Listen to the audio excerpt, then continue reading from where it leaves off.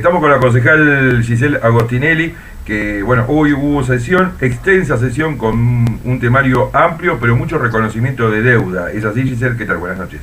Sí, así es. Tuvimos reconocimientos de deudas a trabajadores municipales. Algunos ya tenían una larga data, la gran mayoría eran del último tiempo, pero dentro de la Comisión de Legales decidimos tratar todo lo que era reconocimientos de deudas de trabajadores municipales y algunas condonaciones a personas individuales, no instituciones. Y uno de los temas que inclusive fue motivo de parte del discurso de los veteranos de guerra el pasado día 2 de abril tiene que ver con el predio que se le había cedido a la UCIN durante la gestión de Walter Festa. ¿Estaba flojo de papeles? Sí, la verdad que sí. Nosotros nos llegó el expediente hoy, no participamos de la comisión, no participamos porque no estamos dentro de la comisión, no somos integrantes de tierras. Hoy tuvimos acceso al expediente y lo estuvimos mirando. La verdad que había un comodato firmado en su momento por el intendente Walter Festa. No estaba homologado, inclusive las firmas tampoco estaban aclaradas. La de Walter uno la conoce después de tantos expedientes que ha visto. Y faltaba, por ejemplo, también la fecha y demás. Entonces no estaba muy claro ese expediente. Después habían algunas otras cuestiones porque era un expediente que incluía varios expedientes dentro de lo que es cuando se le cede la tierra a los excombatientes. También había que compensar esas tierras porque eso era espacio verde, entonces había que hacer una afectación de otras tierras para poder compensarlas, así que ese expediente también venía adjunto y todavía no estaba resuelto porque las tierras que se estaban dando en compensación eran tierras que todavía no eran tierras municipales, entonces primero había que escriturarlas y después recién poder afectarlas para espacio verde. Entonces estaban esas dos cuestiones que hoy en el nuevo comodato que firmó la intendenta con la UCIN se está plasmado justamente en la cláusula número 13 que queda sujeto a esa compensación también. Y es un convenio por 5 años y también para llevar un poco de tranquilidad porque nos habían llegado algunos comentarios de excombatientes que sentían o les había llegado como que los iban a cambiar a otro lugar. No, el lugar sigue siendo el mismo, es el lugar en donde ellos construyeron, así que eso se respeta totalmente. Giselle, también se trataron temas vinculados a la violencia de género en la Comisión de Equidad de Género. Sí, así es. Tuvimos 3 expedientes de la Comisión de Género. Uno de ellos es en relación a un femicidio. Una de las grandes observaciones que se hicieron dentro de la sesión fue justamente que la carátula del expediente sea la de femicidio. Es una placa en la Plaza Libertad, acá en Álvarez, por el caso de Ludmila. De Ludmila Preti. Después también un pedido de Ludmila Preti, también hubo un pedido de informe y después también incorporar la leyenda para casos, para concientizar básicamente, ¿no? Recordemos que esto es mucho de concientización, es mucho de que el Estado esté presente. Bueno, una nueva herramienta, como se utiliza mucho en los medios, es el colocar la leyenda, el número de teléfono para que la gente pueda acceder. Bueno, ahora se suma también en los instrumentos públicos. Giselle, más allá de la sesión de hoy, que fue extensa, como decíamos, hay otra sesión que presumo que se tiene que realizar durante este mes de abril, que tiene que ver con la rendición de cuentas del ejercicio 2020. Estuvimos viendo que en las redes sociales, creo que subiste unas imágenes, hablando de que ya accedieron a parte de la información. Contanos un poco cómo se está desarrollando el proceso. ¿Qué es una rendición de cuentas? Para explicarle al vecino, para que tenga claro de qué estamos hablando. Bueno, una rendición de cuentas es donde los concejales accedemos a los diferentes expedientes que se fueron formulando en los distintos procesos de compra.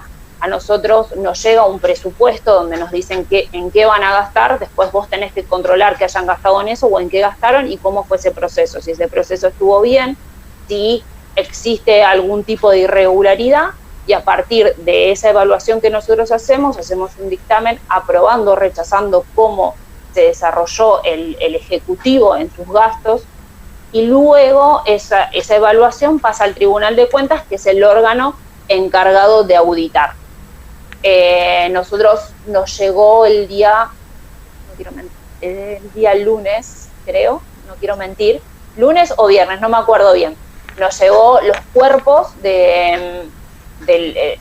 son dos partes. Una son los cajones, que nosotros vamos al ejecutivo, revisamos los expedientes y demás, y después te llegan unos cuerpos en donde llegan los balances y demás cuestiones. Eso nos llegó, creo, si no me equivoco, el día viernes, y a partir de ayer pudimos acceder a los cajones. Son 2 horas por semana, los lunes, los miércoles y los viernes. Tenemos hasta el 11 del mes que viene para seguir revisando. Después se hace dictamen desde la Comisión de Hacienda y pues sí, ya pasaría al Tribunal de Cuentas. O sea que la sesión va a ser en mayo, entonces.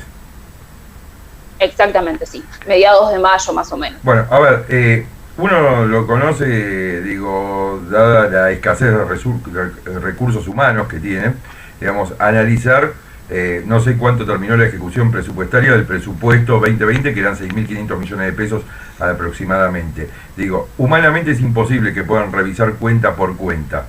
¿Ustedes se van a centrar en algún gasto en particular? ¿Cómo van a trabajar?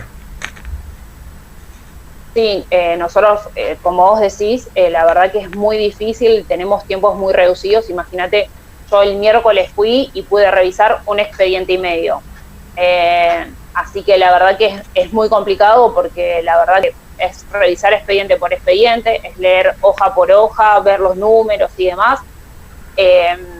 Nosotros nos vamos a centrar en algunos temas que hemos planteado durante el año, lo que es SAE, lo que es infraestructura de educación, fondo educativo, eso lo vamos a estar revisando. Después vamos a estar viendo el tema de pago a proveedores, como por ejemplo el trébol, las multas que se hicieron, también lo que es el alquiler de los informes que nosotros fuimos haciendo durante el año y en que en ningún momento fueron contestados.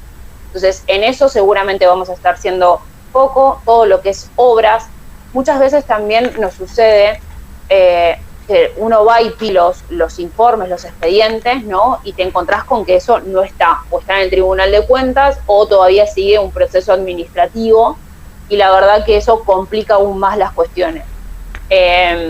También solemos mirar, la verdad que yo creo que este año justamente estamos bastante reducidos, y ojalá que no nos toque ninguno transitar durante ese tiempo algún aislamiento, porque la verdad que se reducen mucho más los tiempos.